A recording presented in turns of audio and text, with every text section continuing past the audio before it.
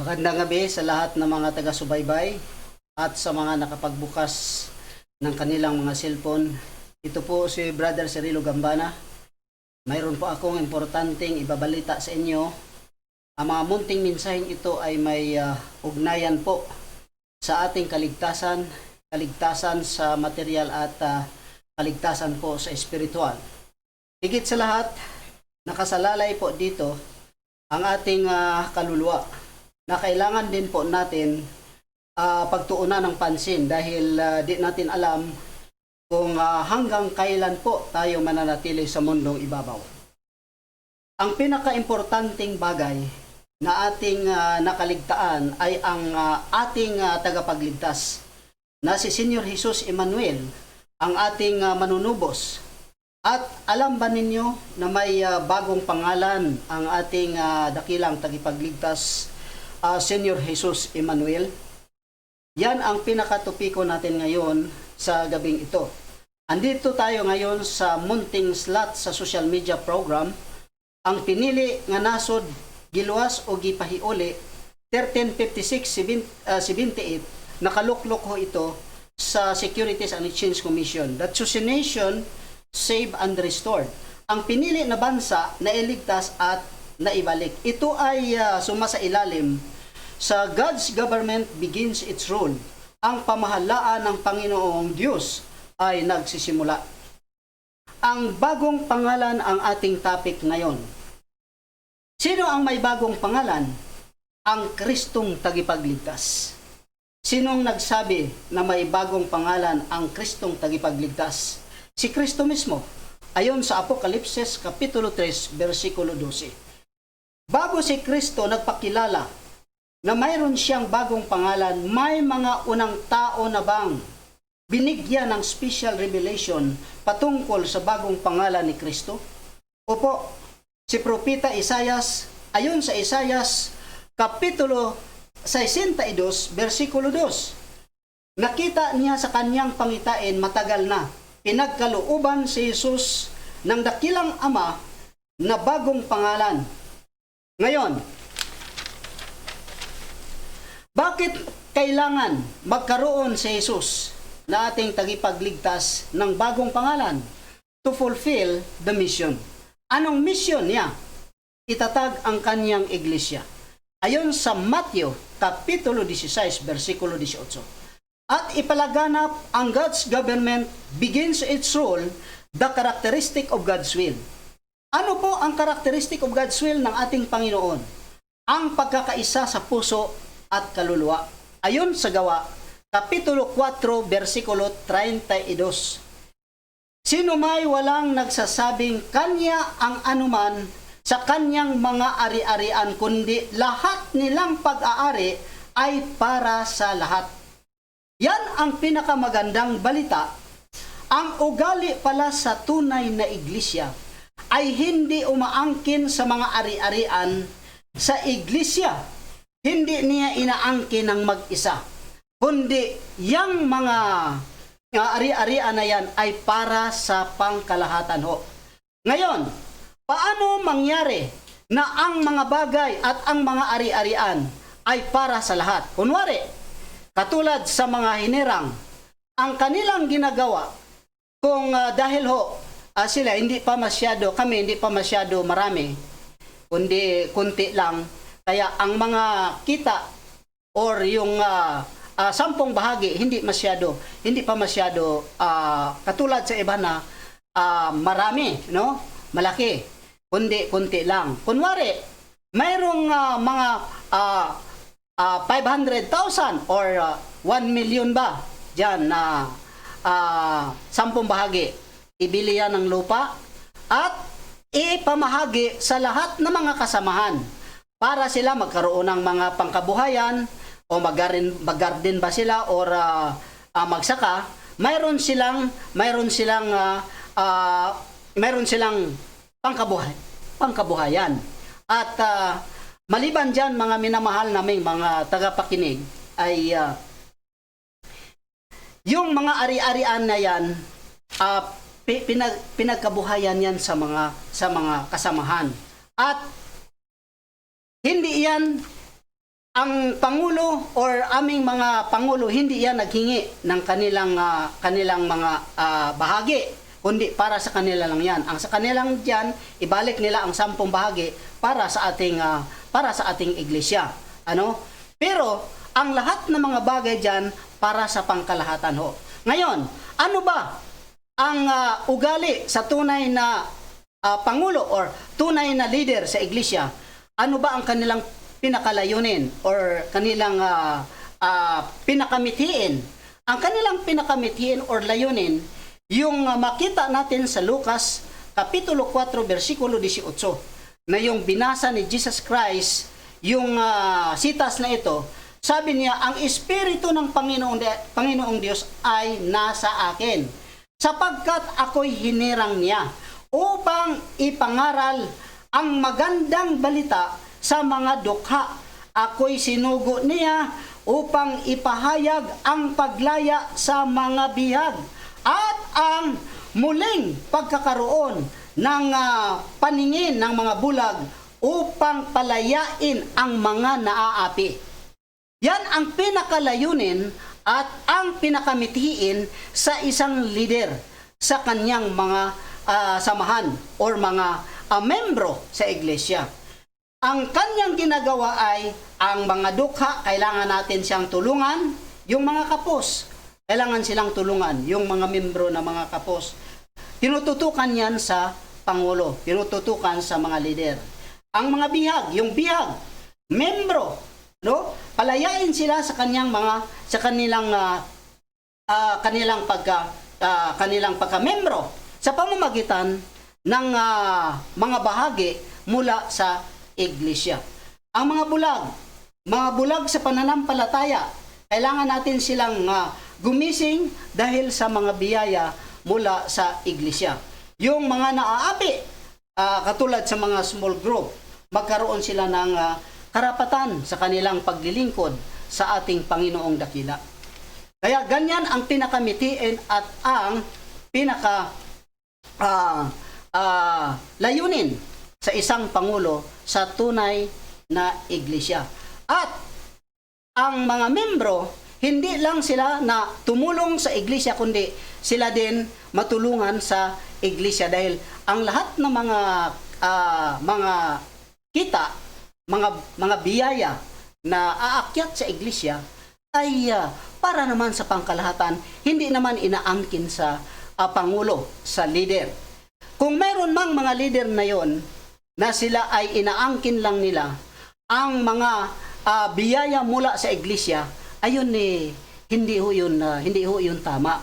Hindi yun ang tamang pamantayan sa ating dakilang Panginoong Diyos, na ganyanin natin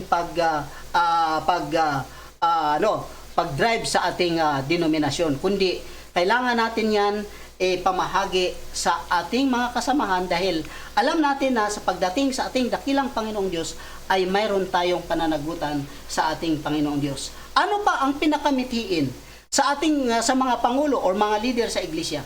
Ang pinakamithiin nila yung sinabi diyan sa Juan Kapitulo 21, versikulo 15, na sabi sa Panginoong Hesus kay Pedro, minamahal mo baga ako? Sabi ni Pedro, opo, Panginoong Diyos, minamahal kita. Sabi ng Panginoon Diyos, pakainin mo ang aking mga kordero. Pangalawa, sabi ng Panginoon, Pedro, minamahal mo baga ako? Sabi ni Pedro, opo, Panginoong Diyos, alam mo yan, mahal kita. Sabi ng Panginoon Diyos, alagaan mo ang aking mga tupa. Pangatlong beses, sabi ng Panginoong Diyos, Pedro, minamahal mo ba ako? Sabi ni Pedro,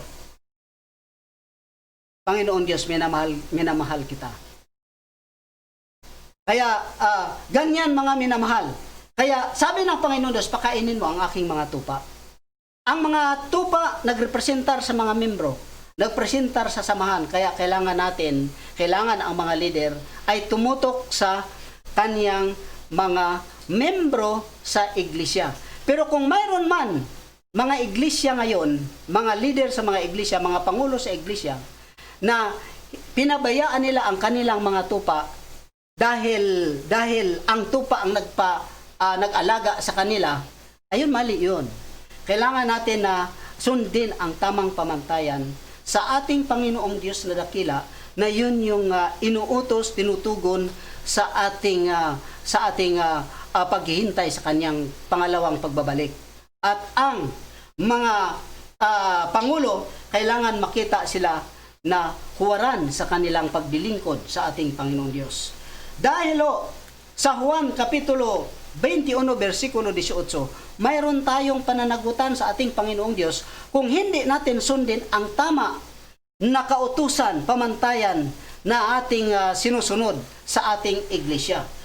Sabi pa dito sa Juan Kapitulo 21, versikulo 18, katotohanang sinabi ko sa inyo, nang ikaw ay bata pa, binibikisan mo ang inyong sarili at lumalakad ka kung saan mo ibig. Ngunit, pagtanda mo'y iuunat mo ang inyong mga kamay at bibigkisan ka ng iba at dadalhin ka kung saan hindi mo ibig. Sa 19, ito'y sinabi niya upang ipahiwatig kung sa anong kamatayan luwalhatiin niya ang Diyos at pagkatapos nito ay sinabi sa ating Panginoong Diyos, sumunod ka sa akin. Mga minamahal naming mga tagapakinig, mga taga-subaybay, lahat ng mga leader sa iglesia, ang lahat na hindi sumunod sa tamang pamantayan ng ating Panginoong Diyos ay mayroon silang harapin sa hatulan ng ating Panginoong Diyos.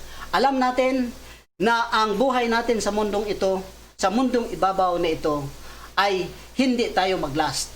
Darating ang oras na tayo ay maglaho sa mundong ito. Mawawala tayo sa mundong ito, buburahin tayo sa mundong ito. Mapalad ang mga leader, mapalad ang mga pangulo, mapalad ang naglilingkod sa ating Panginoong Diyos. Mga alagad ng Panginoong Diyos na sinusunod nila ang tamang kautusan, tamang pamantayan, tama na pagsunod sa ating mga pamantayan sa ating Panginoong Diyos para wala tayong pananagutan sa harapan ng Panginoong Diyos sa huling mga araw. Matthew 12, versikulo 36 hanggang sa 37, mayroon tayong pananagutan sa harapan ng Panginoong Diyos. Masama or mabuti, harapin natin sa ating Panginoong Diyos na dakila. Ngayon, patungkol sa bagong pangalan na aming sinisigaw ngayon sa buong mundo, sa buong Pilipinas, may nagtanong sa akin, Brother Cirilo, mayroon ho bang mababasa sa sinasabi ninyo sa bagong pangalan na Santo Papa Ungkoy? Mga minamahal naming mga tagapakinig, wala tayong mababasa sa Bible na Ungkoy. Pero mabasa natin ang ugali ni Ungkoy. Mabasa natin ang kanyang kaugalian. Ang importante riyan, dahil mismo sa unang mga basahin sa Genesis or sa Exodo, mismo si Moises, nag-usap sila sa Panginoong Diyos. Sabi ni Moises, Panginoong Diyos, kung may magtanong sa akin, ano bang pangalan mo? Anong pangalan sa Panginoong Diyos? Sabi ng Panginoon, Exodo 3, versikulo 14, ako ay ang ako nga. Pangalan ba yan? Hindi yan pangalan. Ako, sabi niya, ako ay ang ako nga. Walang pangalan nakalagay. Kaya diyan sa Bagong Testamento, wala kang mabasa diyan na Ungkoy. Ang mabasa natin diyan, tama yan, Jesus Christ. Pero sa bagong pangalan, alam natin na yan, special revelation yan sa mga membro ngayon sa ating new generation, sa mga generation sa last day events. Kaya noon pa man, ang Panginoong Diyos ay nagbigay ng special revelation din sa mga banal na mga membro sa iglesia. Ayon sa pangalawang Pedro, Kapitulo 1, versikulo 21, na walang propisyang dumating sa pamamagitan ng tao, kundi dumating ang propisya sa pamamagitan ng banal na Espiritu Santo na nagsalita ang mga banal sa Diyos. Na nagsalita ang mga banal sa Diyos. Ngayon sa ating kapanahonan ngayon, siguro bago sa pandinig ninyo ang bagong pangalan na Santo Papa Ungkoy, bago sa pandinig nyo yan, pero sa amin hindi bago sa amin yan. Dahil special revelation yan sa lahat naming mga kasamahan na binigyan ng special sa ating Panginoong Diyos na yan ang tamang pangalan ngayon sa bagong pangalan at ang lahat na kapangyarihan sa ating dakilang tagapagligtas Jesus Christ nasalin sa bagong pangalan ayon sa Matthew 12 versikulo 18 hanggang sa 20. Nasali na ho ang kapangyarihan ni Jesus Christ diyan sa bagong pangalan. Kahit ano pang gawin mo na pagdasal o paghiling sa ating dakilang Panginoong Diyos, hindi ka sasagutin dahil wala nang kapangyarihan ang Jesus Christ. Ando na sa bagong pangalan, nakasalin. Kaya hindi masama kung sambitin mo ang pangalan, bagong pangalan, Santo Papa Ungkoy, sasagutin ka ng ating dakilang Panginoong Diyos dahil andyan lahat ang kanyang kapangyarihan. Katulad lang yan sa isang damit na hinubad at wala na dyan ang katawan. Wala nang sasagot sa inyo. Mga minamahal namin tagapakinig, kailangan nyo pag-aralan ng maigi. Pag-aralan ninyo ng maigi ang mga propesya ngayon at ang banal na kasulatan dahil may sinasabi sa Ecclesiastes na panahon-panahon. Kaya sa panahon si Jesus Christ andito pa, hindi pa siya hinandog doon sa kalbaryo ng tulos. Ang Jesus Christ, pagsambitin mo, makapangyarihan dan maligtas ka. Pero nung simula na ang Jesus Christ ay hinandog na niya ang kanyang buhay doon sa kalbaryo ng tulos at nabuhay muli, wala nang kapangyarihan yung sinabi ninyo na Gawa Kapitulo 4 versikulo 12. Wala na yang kapangyarihan. Kahit ano pang gawin yung sambitin ninyo man ang Panginoong Diyos, Jesus Emmanuel, hindi kayo sasagutin. Mapudpud naman lang ang ating tuhod, walang kasagutan na mangyayari. Kaya hindi masama na sambitin ninyo ang bagong pangalan at sasagutin kayo ng Panginoong Diyos dahil buhay ang ating dakilang Panginoong Diyos na sasagot dahil siya makapangyarihan andiyan sa bagong pangalan. Ngayon, ganito yon. Sabi ng Panginoong Diyos, hindi natin mababasa ang ungkoy pero mababasa natin na isulat sa ating mga puso at ating isipan. Sa Hebreo Kapitulo 8 versikulo 10 hanggang sa 11, tudling 11, ito ang tipang aking gagawin, sabi ng Panginoon Diyos, sa sambayan ng Israel, pagkatapos ng mga araw na iyon, sabi ng Panginoong Diyos, ilagay ko ang aking mga kautusan sa kanilang mga pag-iisip at isulat ko ang mga iyon sa kanilang mga puso at ako'y magiging Diyos nila at sila'y magiging bayan ko. 11. At hindi magtuturo ang bawat isa sa kanila sa kanyang mga kababayan o magsasabi ang bawat isa sa kanyang mga kapatid. Kilalanin mo ang Panginoon sapagkat ako'y nakikilala nilang lahat mula sa pinakahamak hanggang sa pinakadakila sa kanila. Hindi na kailangan nila sabihin, punta kayo doon, punta kayo dito. Dahil andito ang Panginoon Diyos, hindi na ho. Dahil nakikilala mo, dahil andiyan na sa puso mo nakasulat. Hindi nakasulat sa Bible ang pangalang ungkoy, pero nakasulat sa puso ninyo. Ayon sa Titas na sa Hebreo 8, 10, 11. Nakasulat sa isipan mo at sa puso mo. Kaya makikilala mo ang tunay na dakilang tagapagligtas, bagong pangalan, Santo Papa Ungkoy. Ngayon, pangalawang Korinto, Kapitulo 3, versikulo 3. Hindi sa tinta. Hindi sa tinta na isusulat mo para mabasa mo. Kundi sa Espiritu sa Diyos na buhay. Siya mismo ang magbulong sa inyo patungkol sa bagong pangalan ni Jesus Christ sa ating kapanahonan ngayon. Hindi sa tapyas ng bato, kundi sa mga tapyas ng puso ng tao. Diyan mababasa, mga minamahal naming tagapakinig. Ngayon, ang lahat na kumikilala, lahat ang nang nakakilala sa pangalan, sa bagong pangalan ng ating Panginoong Diyos ay, sabi ng Panginoong Diyos, ililigtas ko sila dahil nakikilala nila ang pangalan ko. Ayon sa Awit Kapitulo 91, versikulo 14. Ililigtas ng Panginoong Diyos ang lahat na kumikilala sa bagong pangalan at ang lahat na nakakilala sa bagong pangalan ng Panginoon Diyos, ililigtas ng ating Panginoon Diyos. Ngayon, sino ang tunay na mga ngaral? Ang tunay na mga ngaral ay ang banal na Espiritu Santo. Dahil hindi siya magsinungaling. Lahat-lahat niyang sinasambit, lahat-lahat niyang binubulong sa atin ay katotohanan. Pawang katotohanan. Kaya lahat na mga ituturo sa banal na Espiritu Santo ay katotohanan, lahat yon.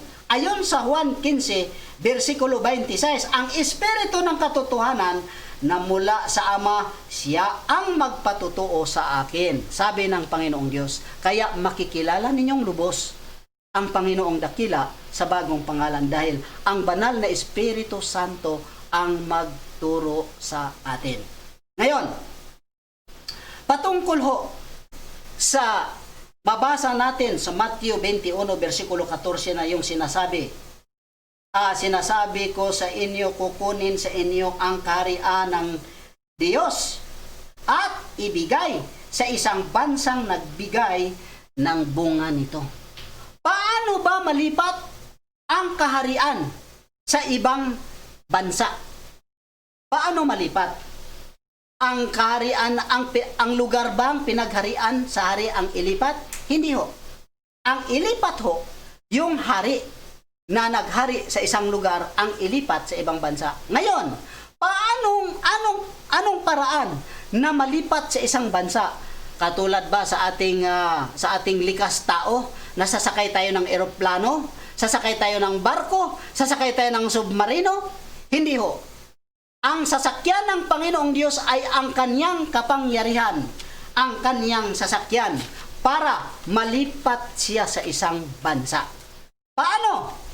Ganito ho yun, Isaiah 49, versikulo 1, sabi niya, kayo'y makinig sa akin o mga pulo, at inyong pakinggan kayong mga bayan sa malalayo.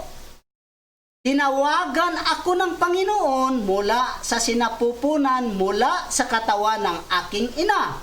Ay binanggit niya ang aking pangalan, kaya nakalipat ang Panginoong dakila mula sa Israel papunta sa ibang bansa. Anong bansa yon? Ang bansa natin sa Pilipinas.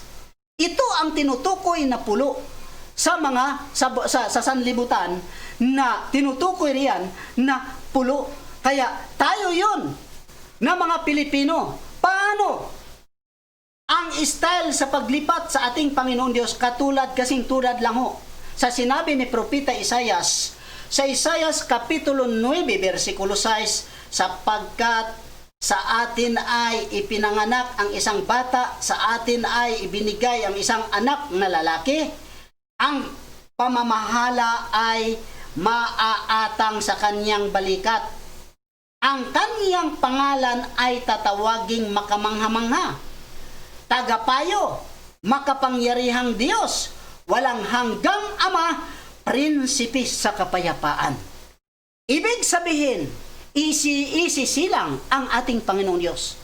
Isilang ang ating Panginoong Diyos. Ngayon, sa pagtawag ng Panginoon sa kanyang pangalan, sino ang nakatakda na ilipat sa ibang bansa? Sinong nakatakda na pangalan ang nakatakda?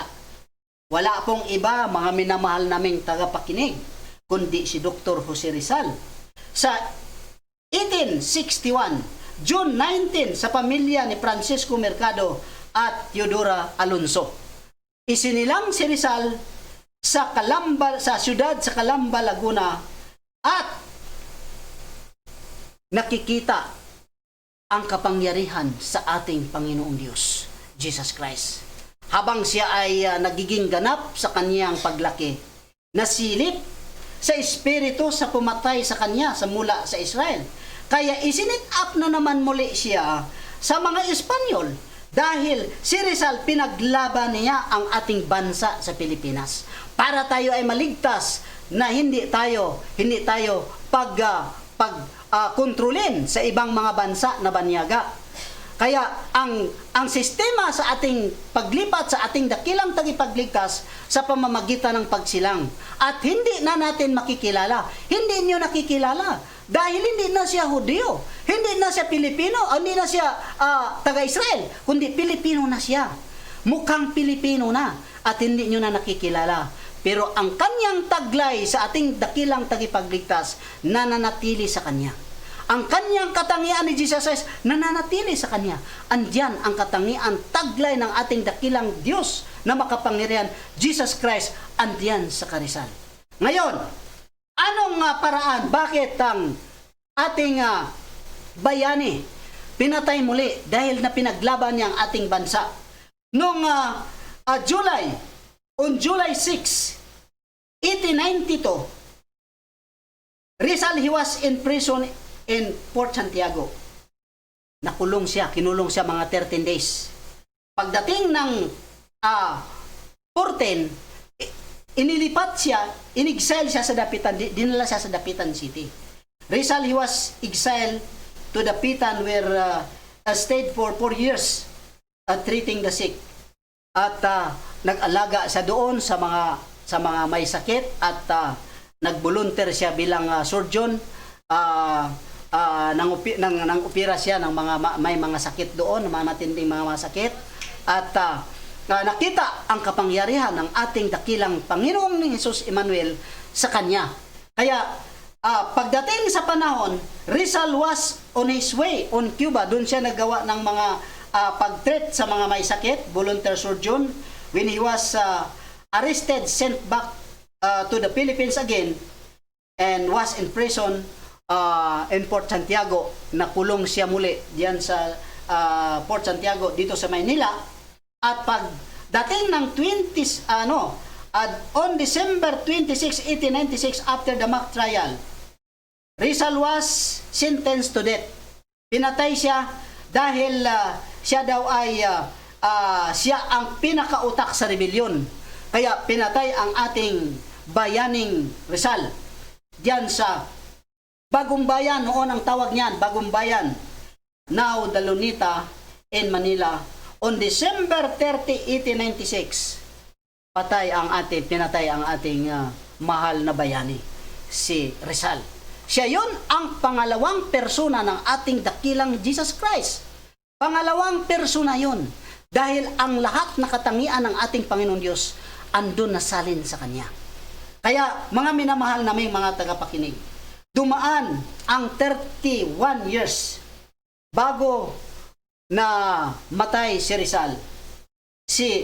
Para sa inyong kaalaman, si Felicidad, asawa ni Tatay Tiong Agapay, nauuhaw at uminom siya ng tubig mula sa balon at uminom siya sabay sa bula. Nainom niya sabay ang bula mula sa balon. Kaya yun ang sanhi na ikabubuntis niya. Nabuntis si Felicidad at nawalang tao na gumagalaw sa kanya dahil lang sa tubig na kanyang iniinom. Nabuntis siya. Pagkabuntis ang paglabas, Santo Papa Ungkoy ang lumabas. Lumaki si Santo Papa Ungkoy, sa madaling salita, lumaki si Santo Papa Ungkoy at nagiging ganap din siya.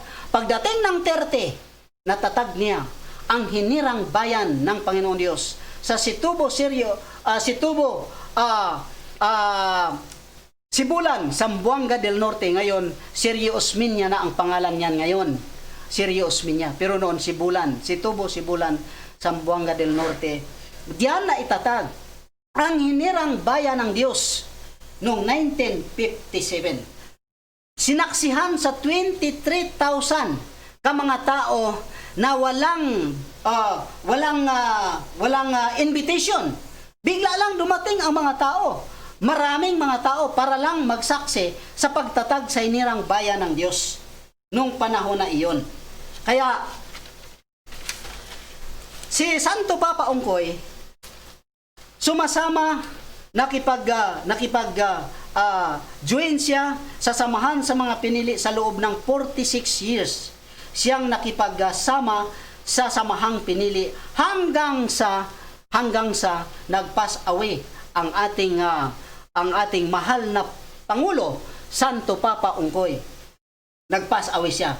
Dito nagsimula ang mga hiwaga at bulong, bisyon at panaginip at mensahe mula sa banal na Espiritu Santo sa langit na hindi siya natural na tao, kundi likas Diyos siya. Kaya kaming mga pinili, hindi namin ikahihiya na ipagsigawan ang aming Santo Papa sa buong daigdig. Dahil kami mismo ang nakasaksi sa kanyang kapangyarihan. Kami mismo ang nakasaksi sa kanyang likas Diyos. At ang lahat niyang kaugalian, kaugalian ni Jesus Christ, kaugalian din sa aming Santo Papa Ungkoy. Mismo, sa loob ng 46 years, hindi siya umupo ng upuan, kahit ano kaganda pa sa upuan ninyo. Pero, may mga pastor ngayon, mga ngaral ngayon, ayaw umupo pag walang upuan. Pero ang aming Pangulo, hindi nga umupo ng upuan, kahit paano kagandang upuan mo, diyan lang sila sa sulok uupo. Diyan mo makikita kung ano ang taglay ni Santo Papa Ungkoy. At ipagsigawan namin, hindi kami mahihiya dahil ang aming Pangulo, mismo ang kanyang mga pamilya, hindi nakarinig mula sa kanilang pagsilang hanggang ngayon. Mayroon na rin silang mga anak na ang kanilang papa ay magalit. Hindi siya marunong magalit, kundi lahat na mga salita niya ay puro mga hindi masasakit na mga salita. Malumanay siya magsasalita. Kahit pagalit, malumanay pa rin. Kaya mga minamahal naming mga tagapakinig, tama yung komento ninyo. Ayon sa sinasambit ninyo, sinasabi ninyo, na nakasulat diyan sa Gawa, Kapitulo 4, versikulo 12, na sabi ninyo, walang ibang pangalan sa silong ng langit na sukat nating ikaliligtas ang pangalan ng Panginoong Hesus lamang. Tama yan mga minamahal naming mga tagapakinig. Kaso nga lang, expire na. Noong sa panahon ni Jesus Christ, na siya buhay pa, nagministeryo pa, hindi pa siya pinatay, lahat na sumasambit sa kanyang pangalan ay maligtas. Pero nung nabuhay siya muli, mula sa pagkamatay niya, nabuhay siya muli, wala nang kapangyarihan. Expire na yon, yung Gawa, Kapitulo 4, versikulo 12. Wala na siyang kapangyarihan. Maliban lang kung sambitin mo ang bagong pangalan, sasagutin ka ng ating Panginoong Diyos. Mga minamahal naming mga tagapakinig, kayo na ang magtimbang-timbang, kayo na ang mag-isip-isip, bulay-bulayin ninyo ang lahat kong sinasabi at pag-isipan ninyo. At ganito yon, sabi ng Panginoong Diyos. Kung nakita ninyo na yung inaabinan ninyo ngayon na relihiyon, na andyan kayo na yon. Nakita ninyo ang lahat na kaugalian, lahat na mga pamantayan sa ating Panginoong Diyos. Kung sinusunod sa inyong Pangulo, huwag kayo umalis dyan. Manatili kayo dyan, dahil yan ang tama. Pero kung hindi nila sinunod ang lahat na kaugalian ng ating dakilang Jesus Christ na tagapagligtas, ang Panginoong Diyos mismo ang nananawagan sa inyo. Ayon sa pahayag or Apokalipsis, Kapitulo 18, versikulo 4, sabi ng Panginoong Diyos, umalis kayo mga tao ko, lumabas kayo dyan mga tao ko, para hindi kayo madadamay sa kanilang mga kasalanan.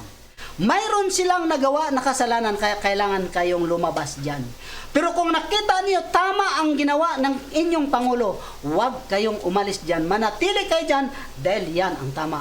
Wala na akong panahon. Ako po si Cirilo Gambana, sa tamang oras at tamang istasyon. Sa susunod muli, makita-kita tayo. Magandang gabi sa inyong lahat.